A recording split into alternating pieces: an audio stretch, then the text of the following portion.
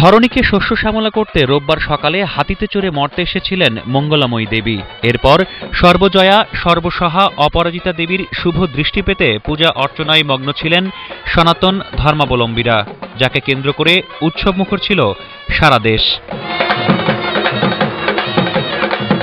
শারদীয় দুর্গাপূজায় গত 4 দিন উৎসবের আমেজ থাকলেও দশমীর সকালে মণ্ডপগুলোতে বেজে ওঠে বিষাদের সুর। বিদায় বেলায় দশমী পূজা আর দর্পণ বিসর্জনের আনুষ্ঠানিকতায় অবসন্ন মনে দেবীর কাছে সবার কল্যাণ কামনা করেন ভক্তরা। যেভাবে প্রতি বছর আমরা মার কাছ থেকে স্বামী সন্তান নিয়ে আশীর্বাদ করতে আসি, এভাবে যেন আগামী বছরও নিতে পারি, এটাই মার কাছে আমার প্রার্থনা।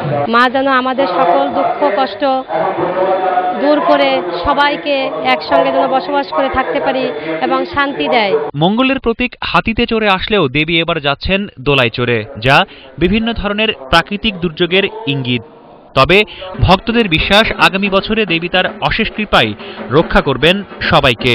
মায়ের এই দোলায় চলে যাওয়া যদিও একটা অশুভ লক্ষণ, তারপরও মায়ের কাছে আমার প্রার্থনা মা যেন সবাইকে সুন্দরভাবে দেখে শুনে পৃথিবীতে রাখেন। শেষ দিন পূজার আনুষ্ঠানিকতা শেষে ভক্তদের পুষ্পাঞ্জলি দেয়া হয়। সিঁদুর দিয়ে একে অপরকে শুভকামনা জানায় রমণীরা।